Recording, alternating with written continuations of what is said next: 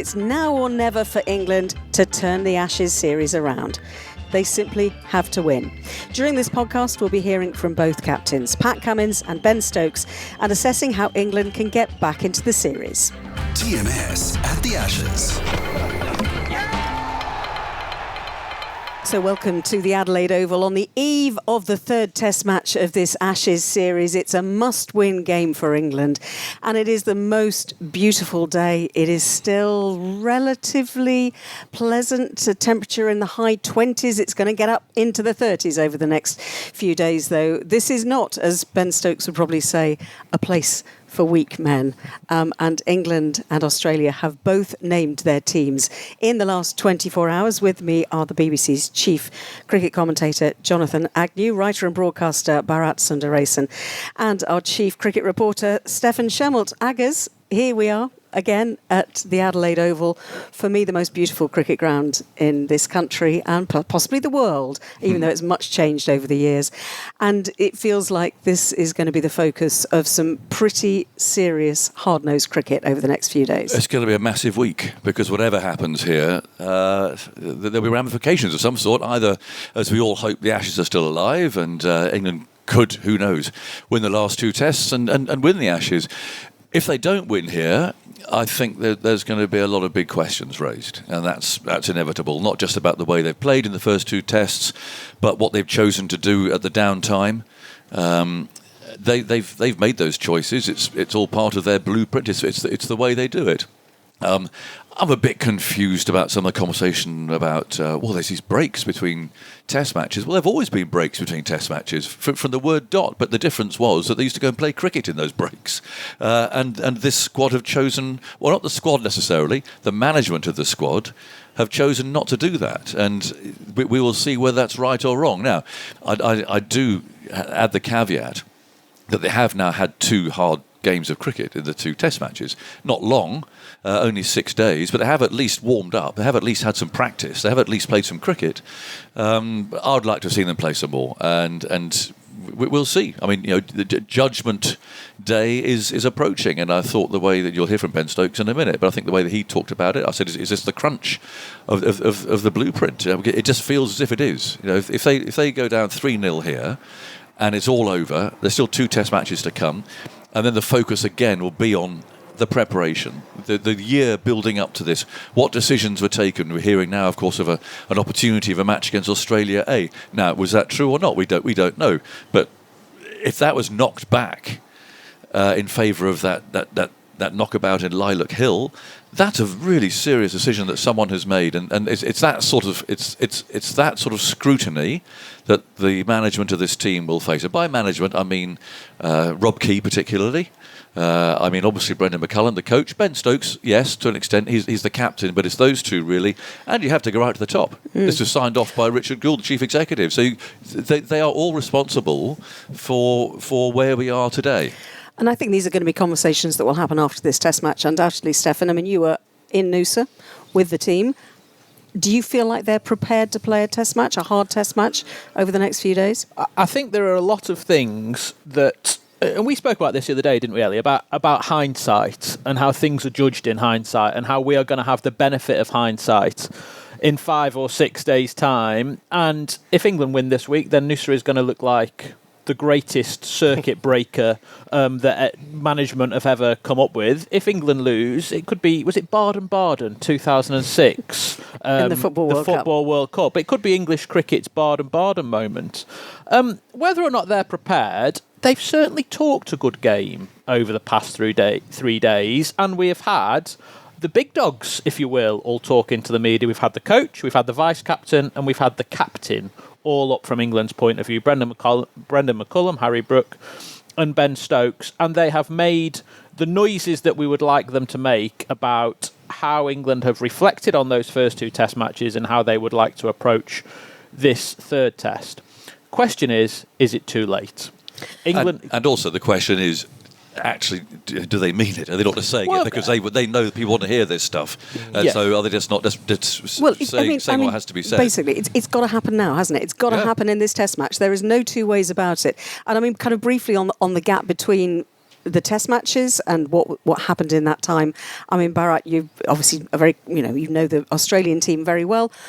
We had Cam Green, we had Alex Carey saying, of course, it's fine, it's fine to take a break. We did that on the Tour of England 2 years ago as well. But Australia, I mean, they are sitting pretty, aren't they? You know, we've seen Pat Cummins talking today. He knows that they are 2-0 up. They just need to draw this next Test match to retain the Ashes. They could not be in a happier place. No, I mean, I guess Noosa is a happier place, technically speaking. And all I'm saying is just on Noosa, if England win this test, can there be a better tourism advert for Noosa than that? They just have to show pictures of Ben Stokes on the beach and then show them winning at the Adelaide Oval and say, there's where you go when you're in despair and when life looks like it's very difficult for you. But from an Australian perspective, they're just getting stronger. And I think something Pat Cummins said in the press conference today was, I thought, very, very interesting and important, because in the last few home summers, Australia have got to the third test and the fourth test, and they've looked at their fast bowling attack and gone, there's a lot of overs put in them, and we need to look for replacements. Whereas now they played the replacements. The replacements like Doggett and Neser have done a job. Neser obviously took the 5-wicket haul last week in Brisbane, and now they're getting stronger. I mean, Pat Cummins is back, and Pat Cummins also did say that he has no restrictions. I asked him if he will be the one with the short pitch ploy or executing it if it comes down to that, and he said, yes, I can do whatever I want. My body is free.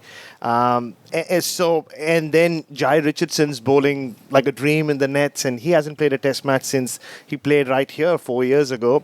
So it just feels like Australia getting stronger on and off the field. I don't think they played their perfect game. They made 500, but that was more because of Stark and Bowl and what they did. So, and with England as well, I just get a feeling that if this was any other team, we would be talking purely about the cricketing aspects of it. I mean, they're not the first team to come here and have batters sneaking off, trying to play on the up, or fast bowlers getting excited by the bounce and going too short. But because of everything that is said around this English team, it feels like this entire philosophy is up for an inquisition if this doesn't play out the way they want it to. But I also think a lot of the conversation is because everybody, Australians and English alike, expected this team to play better. They actually expected them to really challenge Australia. So the noise you get from the Australians is a kind of relief, really. Well, here we are. We're still right up there. We're still giving the old country a good flogging. And from the English perspective, it's just massive disappointment. And all these supporters who've come out believing that they were going to see something really special, and if they don't win here, they're not going to see that. But also disappointment from Ben Stokes and Brendan McCullum, Steph. And I kind of think that the messages we've had in the last couple of days from them is that they know how that they've underperformed, and they know that something is not sinking in with this team.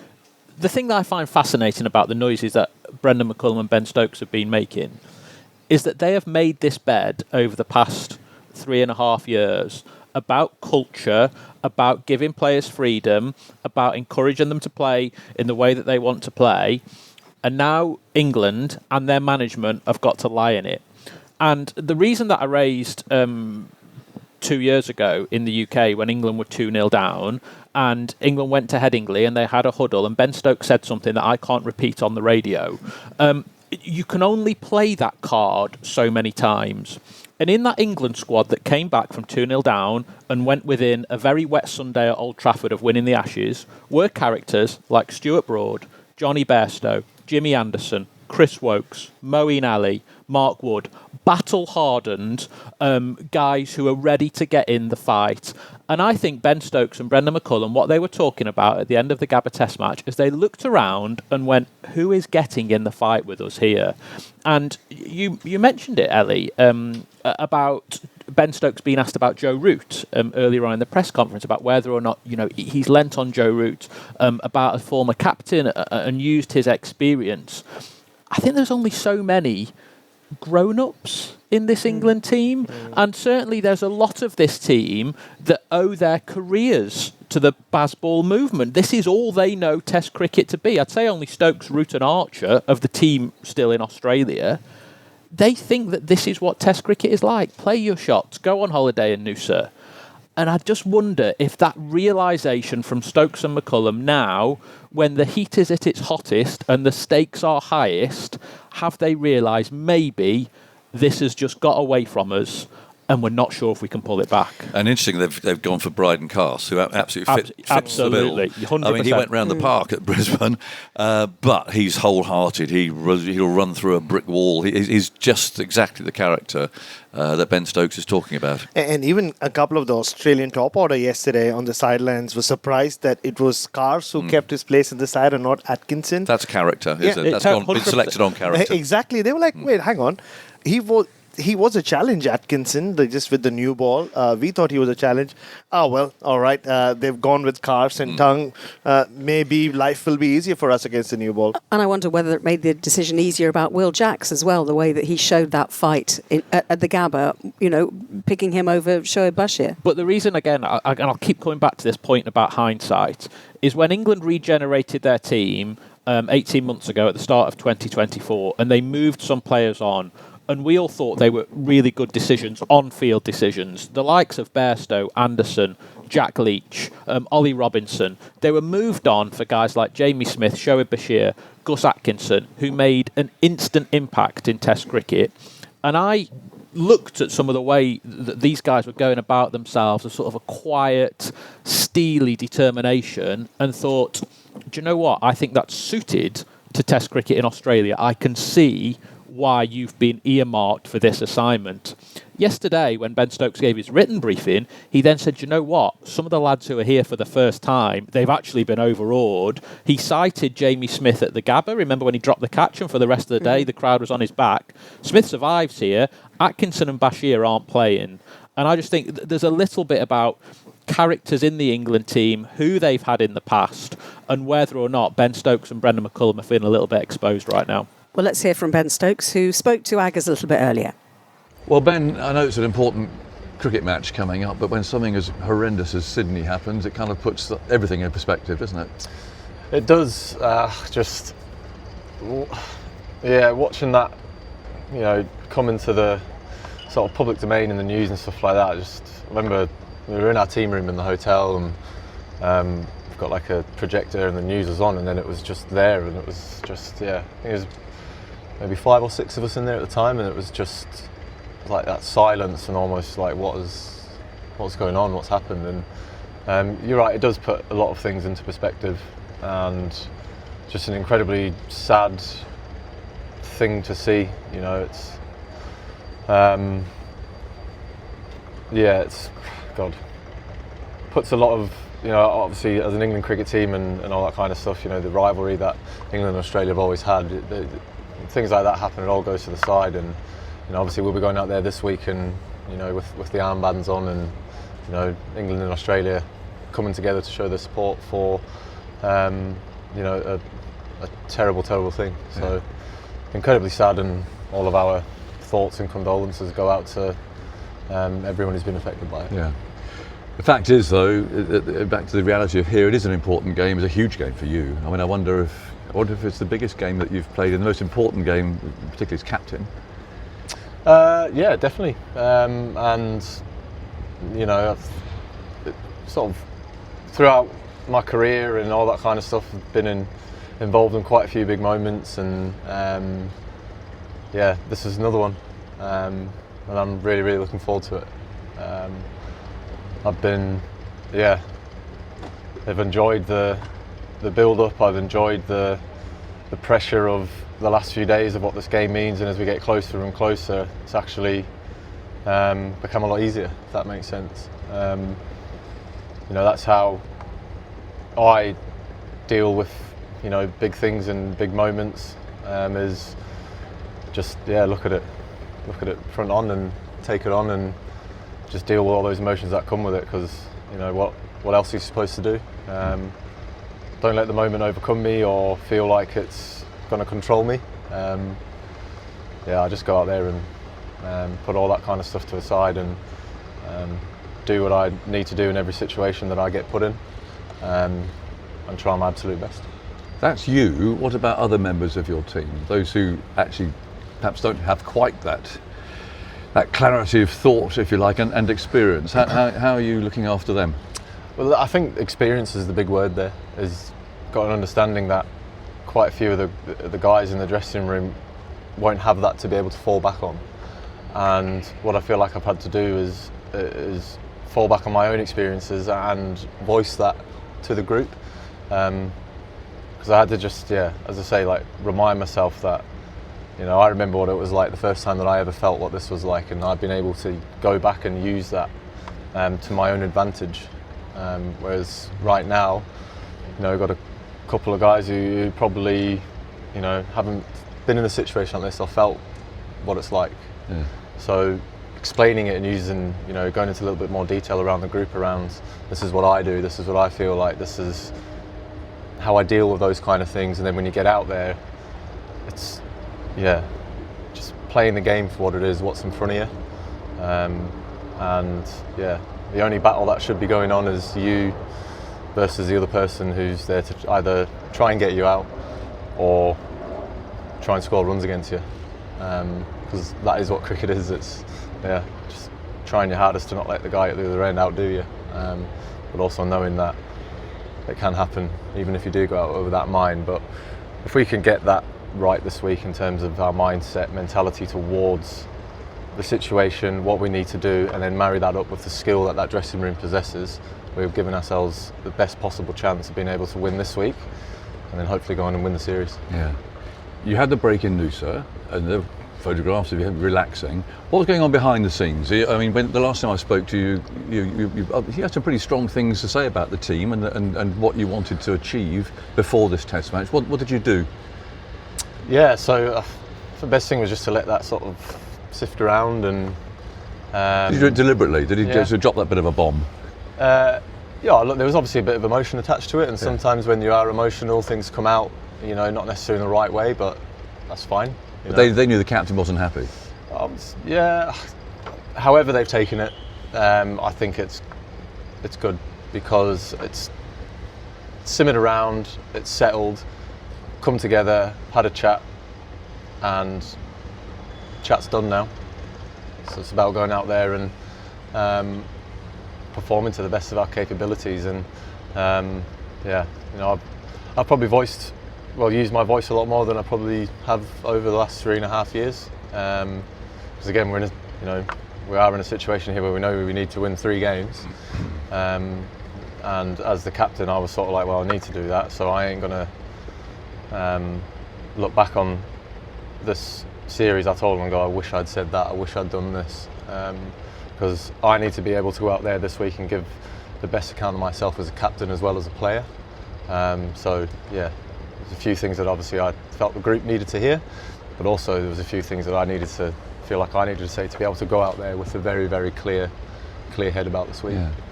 Can words put the mistakes right? Can words make them play better? You certainly hope so, and proof will be in the pudding. But what I have done is definitely left no stone unturned in terms of the mental side of the game. About what we're going into. Expectations are around what we want to see this week. I've spoke a lot about fight and determination and grit over the last couple of days, to the cameras and in the dressing room in a bit more detail. So, I think we're going to see, I hope we're going to see completely different thing this week, purely because of the situation that we find ourselves in here. Yeah. Tactics, the Adelaide Oval is quite unique, isn't it? Short boundaries to the side, long straight, couple of things about that. The short pitch bowling attack comes, I suspect, with a bit more risk here, and the long boundaries suggest that you could have played a specialist spinner, to use that term. How do you feel about both those things? Yeah, look, you come here and the dimensions are completely different to the other 2 grounds that we played at, but the short ball ploy is a plan that you've seen a lot of teams go to, especially when you're sort of looking for a wicket, or you're looking to change the momentum or the pace of the game, and it's something that I think at some point you'll see both teams turn to. But yeah, it is a little bit different to have to think about how you use that, where you use that, who you use it against, purely just because of the dimensions of the ground. But yeah, as you said, as a bowling group and talking about our plans and recess and all that kind of stuff in this gap that we've had. It's funny, you talk about every batter, you go like, top of off's the best ball. And it's about executing that as much and as often as That we can. hasn't changed much, frankly. No, it hasn't even changed all the way back when you played, I guess. But yeah. 1978 here, Yes. first ball. And that's the thing, and it's just been, everyone is so clear around plans this week with both bat, with both ball, and so it's about going out there and executing that as much as we possibly can. Yeah, and I mentioned the long boundaries, and you haven't picked a specialist spinner as such for calling Jack's a batsman who bowls off spin. Thoughts on that, on Shoaib Bashir? This might have been the opportunity he'd have looked at and hoped to have played here. Yeah, I think when you look at obviously the first two grounds that we're playing at, you sort of look at those two and you go, right, well, Bash is probably going to come into the team later on in the series anyway, but we didn't plan on being 2-0 down. We are where we are. We've had to make some big and tough decisions in the past around, changing the 11 to get the balance and to get the players in that we thought was going to give us the best chance of winning, and we've had to do that here. We know that we need to take 20 wickets to win a game, but we feel runs are just as important as wickets in this week. Yeah. Look, we are where we are, and we will always pick an 11 that we think is going to give us the best chance of winning a game. And as I said, what I said around Bash, if it comes down to having to choose our best spinner in the squad, that has not changed. It's just a situation that we find ourselves in. Yeah. Just last one, Brendan McCullum talks a lot about the blueprint and the way that how you play. Is this crunch time for the blueprint? Do you think this game? This game is, well, yeah, it all comes to a head. It either works or it doesn't. Well, I mean, look, the blueprint, I don't know how many times I'm going to say this, it's applying, absorbing, chase the ball hard, leave everything out there. Those are the 4 pillars that this team is working around, and look, we know that there are, out of those 4, the one that we haven't been able to consistently do when the moment has arisen is absorb that pressure. And yeah, look, at times this series in particular, we've been presented with times of that, and we've just not been able to be good enough to do that. So, look, we've spoken about those type of moments, and it's about the guys who are out there in those moments, identifying them, and as I said, using your mind along with the skill that they have, and applying yourself in the way that you feel is best to do what is required.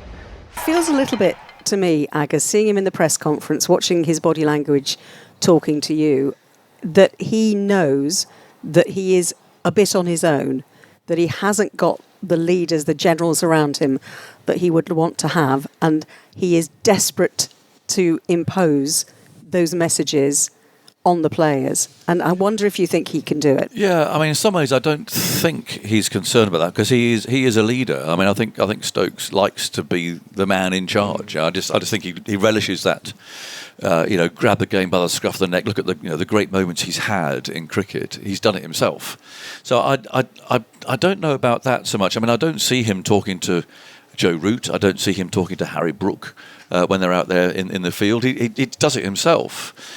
Should he talk to them more? Well, not necessarily. I mean, I think the one time maybe where it really did get away with him was at St Leonard's in Perth when there's actually mayhem, and he admits he just lost control of the game.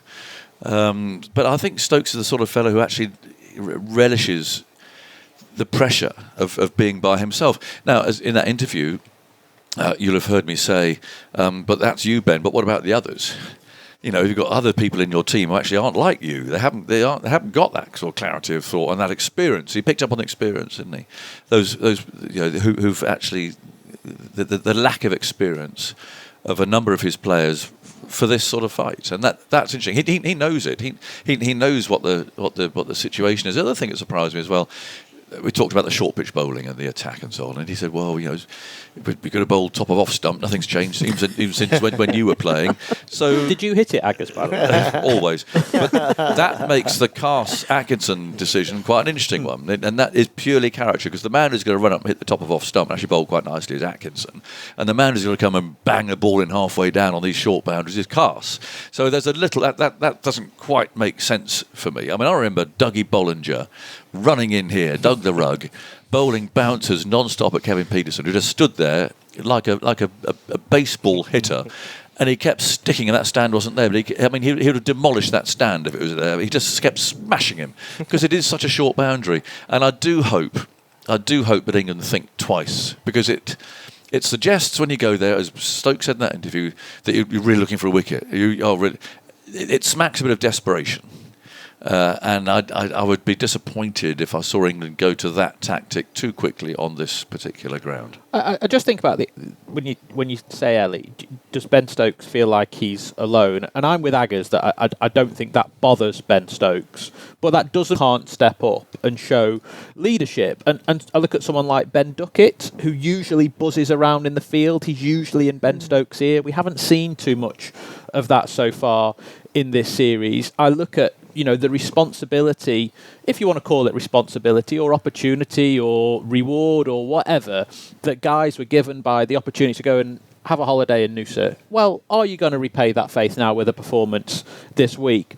And then just going through the England team, has Harry Brook acted like a vice-captain so far on this tour? I would argue that he hasn't. Just going down the list of England's all-time leading test appearance makers, Ollie Pope has played more tests than Ted Dexter, Steve Harmison and Chris Wokes.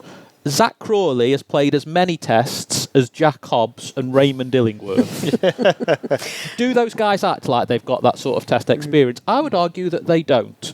Can some of these guys help out Ben Stokes and Joe Root and Jofra Archer? I would say I'd throw that in there. It's also interesting, and I'm with you, you've named 3 batsmen there, and it's usually the batsman who steps up to become the next captain of England, isn't it? None of those fit the bill for me. You're not going to say, "Oh, that's the future England captain." None of them. There's also not even the leadership current in the vice bowling, captain. though. Remember, because there is no Wokes, Broad, and Anderson. Who's standing at mid-on? If Stokes is at mid-off and you've got someone at the end of their mark, it was usually Anderson, Broad, or Wokes at mid-on having a 3-way cut. There's none of that at the moment. And the interesting thing as well, I don't know if people heard Matt Pryor speaking to Mark Chapman last night on 5 Live and saying actually you need your wicketkeeper to be the drummer of the band, to be a dynamic personality. Alex Carey, is one of the nicest men in cricket, I think, Barrett. But he is that leader, and the way he stood up to the stumps. They need to be an absolute pain. They need to be an absolute absolutely. pain in the neck, the wicketkeepers. Excuse me, wicketkeepers are not a pain in the neck. Thank you. They need to annoy the hell out of the batsmen and just be generating enthusiasm out there. A lot of it's a bit nonsense, to be honest. Come on, lads. Well, anyone can shout, "Come on, lads!" You can shout it from here. But it's that it is that beating of the drum that you talk about with the wicketkeeper, and you don't hear much from Smith. I think going back to your point, Aggers, of Australian fans, they like England being beaten 5-0, but there is a lot of disappointment about, the performance of the team, but also the attitude of this English team on the field. Because what we saw in 2023 felt like a different England team. And you're right, Stefan. It was there were players with a lot more experience and honestly, watching Ben Stokes captain at times, I'm reminded of when Virat Kohli had just taken over the Indian team, where you saw it on the field. You suddenly felt like there were a lot of young cricketers trying to impress him. Like they weren't focused on the best versions of themselves. It was more about the best version they thought that Virat had of them, and that put off a lot of cricketers. And then you really need to be an exceptional cricketer to stand up and find your own feet. And that's why I find net sessions around England very funny, where, Zach Crawley is an interesting one. He comes and, he'd been nicked off a couple of times in Perth. You go to Brisbane, and the only messaging goes, you're hitting the ball hard last time? Just hit it harder, Zach. And they're like, yeah, cool. And then he's just hitting the ball harder. And I actually agree with what Brendan McCullum said about too many net sessions, because there seem to be no rhyme or reason to a lot of net sessions that England have, except with Joe Root and Ben Stokes, where you can see that they're working on something. Maybe it's their experience, maybe they know their game better. And that's what, we've had only 6 days of cricket. It feels like we've been talking about the series for 6 years. And they speak about baseball and freedom, but we haven't seen that from this English team, which is what is confusing. You can only do so much in the nets. Yeah. You should be playing games of cricket. Yeah. There is no better thing to do than actually playing games of cricket. But when you say, Barrett, about the Australian public wanting this England team to be competitive, do they want this particular England team to be competitive? Because there feels like something about the Bazballers, if you will, that really winds the Aussies up, and they would like nothing more than to put this particular England team in their place. Am I right? You are right. I mean, they were annoyed with them and the narrative around them in 2023, but they haven't seen that England team over here yet. And even the breakfast show that I host here and the text messages this morning, they were like, yeah, we want Australia to win 5-0, but can England be a little more competitive so that we get some decent test cricket? Because it's been the messaging has been confusing this time. Because let's go back to Lord's, right? At the end of that test match, the Johnny Bairstow incident had happened, yes. But when Ben Stokes came out and said, there's moral victories and we want to win 3-2, even from an Australian perspective, you felt like, there is some truth to it, because Australia somehow were 2-0 up. But this time it just feels like except that first evening in Perth, they've just been on top. Quickly, Aggar's thoughts about Josh Tongue coming in for Gus Atkinson. Is that the right move, do you think? Do you think the team is pretty much what you would have expected or what England should be playing here? It is down to 7. I didn't expect Bashir to play. I think he needs to go away and play some games of cricket. I know it sounds terribly like an old war record. Why is he here, Aggers? Well, indeed, because they made the decision that they're not going to have Jack Leach and there's nobody else. I mean, he needs to learn his game. So does Bethel. Bethel needs a season of playing county cricket just to discover his game and to learn how to play in the bigger situation. And I really hope that they look back at those selections and the way they've been handled, the management of those two players in particular, and realise that actually it hasn't really done them any favours. Josh Tongue has always been different. His arm is way back extended behind his head. It's unusual, and coming from that angle, it only has to do just a little fraction. And actually, it seems like a great big leg cutter. He's got some pace. We know he's had injury problems, but yeah, I mean, I think they had to make a change or two. I'm glad they didn't drop Ollie Pope and put Bethel in there. I just don't think that would have been a better option. I'm not saying that Pope is the right option, but I don't think Bethel playing instead of him at this stage would have been. And on this stage, we saw what happened at the Oval. That's why I go back to that point about he needs to learn his game. So it's just shuffling the pack, isn't it? But it's trying something that's a little bit different. But I get the cast, big heart, the energy, the effort, and all that. But I still think that Gus Atkinson, for me, he would have been a better selection. I just think he bowls that fuller length, he nibbles the ball around. The whole Bazball philosophy of this English team, they spoke a lot about unpredictability. And just on the selections that England have made in the last 2 games, the fact that the Australian team management knew that Jax was going to play 3 days before the team was announced, the fact that they knew Tongue was going to play 3 days out, kind of tells me that this English team is more predictable than they think they are. And that's why Australia have kind of sat pretty. And if they've only got so many players in the squad, though. No, that is true as well. Yeah, exactly. No, but the fact that they kind of don't expect this English team to do anything out of the ordinary, whereas it's Australia who done that. When Travis Head's entrance music hit at Perth, the series was changed. Then they pulled out the Nisa card out of nowhere and made him play again, in place of Nathan Lyon. So if it's anything, it's Australia who actually played the kind of cricket that England think they do. I understand. Yeah. Well, as far as the Australian selection is concerned, we've got Lyon and Cummings returning for Doggett and Nisa. Pat Cummins hasn't played a game of cricket since July, but he returns to lead the side after a back injury. He's been with the ABC's Aaron Bryans. Pat, you must have been chomping at the bit watching Australia go 2-0 up, and now you finally get a chance to return to the Ashes arena. How are you feeling? Yeah, absolutely pumped. It's great to watch the first couple of tests. Kind of wish I was out there, but the boys were fantastic, and pretty excited now to get in amongst it. So 2 changes. Nathan Lyons comes back alongside you, Michael Nisa, Brendan Doggett out. There would have been a strong allure to get Usman Khawaja back into the team as well, a luxury to have him fit. Why did you resist it in the end? Absolutely. Someone of his class to sit on the bench shows we're in a pretty good spot at the moment. I think Trav Head's been the one big moving part for us. He's looked fantastic up the top batting with Weatherald, so didn't feel like we wanted to move on that, and we're pretty happy with how the middle order's functioning. So unfortunately, no place for Aussie this week. So the Aussies rolling with Nathan Lyon. The English side have decided against Shoaib Bashir. Can you tell us about the importance of spin on the Adelaide Oval wicket and why you've made that decision? Look, we really value spin. We're lucky we've got someone of Nathan's calibre on our side. It always does seem to spin a little bit here, so it's not only days 4 and 5. We'll dare say, Nathan will get himself into the game quite early here, and does seem to spin on day 1. So I always love having a spinner, unless we think it's an extreme pink ball test. His value's important. It's going to be hot as well, so I dare say, we need someone to bowl pretty, a fair bit of overs. It'll fall squarely on Nathan. You mentioned last night during the Test match dinner that this is one of the most consistent wickets you've ever played on. Ed Cowan said on the ABC Cricket podcast that it's a bowl first wicket. Do you feel the same sentiment heading into tomorrow? We'll have the toss and we'll see. I don't know where Eddie's pulled that one from.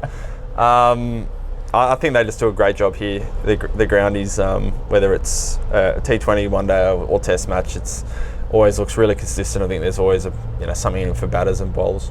In terms of the heat as well, so we're going to push towards 40 across a couple of days. Does that tactically play a factor as to can you bat for a long period of time and keep England in the field in the hot sun? I mean, ideally, in the pink ball last week, you saw our batters, bat for time, trying to kind of place our bowling at the right position. If we get that opportunity again, of course, that comes into it. Maybe how you manage the bowlers becomes important in the heat. But, we've all grown up here, so we're used to it. You've spoken a lot about the drawn series a few years ago in England and being 2-0 up and not being able to capitalise on that. All you need is a draw come this week and you're able to retain the earn. But how important is it to you to actually win and potentially sweep the series? Yeah, I mean, we're never playing for a draw. We're always trying to win. If we can get it done here, that would be fantastic. The boys have been fantastic the first 2 tests. How good to knock it over 3-0. That would be pretty good, and we can relax for the last 2. Well, that was Pat Cummins speaking to Aaron Bryans from the ABC. He had a big smile on his face, Pat Cummins. He was chatting to you guys as well, Bharat, with the SEN team, our commentary friends next door, yes. Here at the Adelaide Oval. He couldn't wipe the smile off his face, could he, really? Because he's come back at the perfect time for him. He is fully fit. He obviously didn't really want to play at Brisbane because he would have been limited to the number of overs that he could have bowled. But his comeback is remarkable, really. Any questions, though, that he hasn't played since July? No, I don't think so, because he has been bowling the house down, albeit in the nets. But he's someone, because of all the injuries he had as a young kid, I think he knows his body better than most other fast bowlers do, because he's had to deal with so much. So when he says he's 100% with his back, and when he says he wasn't 100% last week about playing in Brisbane, you just trust him and sort of blindly. And you are right. I mean, he's been chomping at the bits to be a part of the series, because not winning that series in 2023 really hurt him. Pat doesn't give much away, but there was that afternoon in Manchester when they went after him and he did look clueless, and he's been waiting for this moment ever since. He didn't have any of my nonsense, did he, when I asked him about that in the press conference? That's right. He did go after you. He just flat bat. He complete straight bat when I asked him about being 2-0 up. And Yes. Quite simple for England. You bat for 2 days. 35 degrees, 39 degrees. Let's see how Pat Cummins feels when he drags himself off the field. England have scored 600, and we'll see how he feels after that, because there's no substitute for playing. Yeah. Well, he was asked, wasn't he, about the toss. If he were to win the toss again, because he's got a great record at winning the toss, what would he do? And Stephanie said... He said, I'm not going to be Nasser Hussain, Ben Stokes. He said, I'm going to be batting, which surprised me, actually, because I actually thought that... I suppose bringing this conversation full circle in terms of England's approach, that this is the place to basball. This is the ground most suited to basballing. Play your shots, bat second, chase a total, all those different things. Coming back to Pat Cummins, though, one interesting thing he really that made me sit up and take notice. He said his recovery should have been 3 to 4 months, and he's managed to cram it into 6 to 7 weeks, which I thought was really interesting, because you'll know, Aggers, you can bowl in the nets at 100% as often as you want, but time on feet. Well, that was my point. Fielding, if he's out there for 2 days, if England do the job, they bat first and they do the proper job. Cummins will be exhausted when he comes off that field. So that's what they have to do. Because I feel like actually a lot of this conversation has been about not negativity, but realism about England's chances and how England have played in the first 2 Test matches and the job that they've got in front of them over the next few days. And, like you said, Barrett, you think Australia are just getting stronger. Well, actually, Australia have just made a decision to pretty much end the career of Usman Khawaja. They have brought back Pat Cummins after 6 or 7 weeks when he should have had 3 or 4 months out. Nathan Lyon hasn't got a great record bowling in the 4th innings of Test matches. And this is the ground that kick-started the 10-11 Ashes. There you go. There's my optimism for England. Optimism for England, Agus, have you got any? Well, yes, I do, because there have been moments in the first 2 Test matches in which they should have taken control of the game and they failed. They have at least had 2 Test matches and games of cricket behind them now. We don't really know what's happened in Noosa as far. I said to Stokes, can words actually change the way that they're playing? And he more or less said, well, they have to, and they do have to, because for all the conversations we've been having for weeks about this tour and the preparation and everything else, this comes down to the crunch. They've had 2 Test matches with a second-string Australian attack. I mean, they've lost in 2 games in 6 days against, it's the weakest Australian attack I've seen for years. So, and now we've got Cummins back, you've got Lyon back. It's.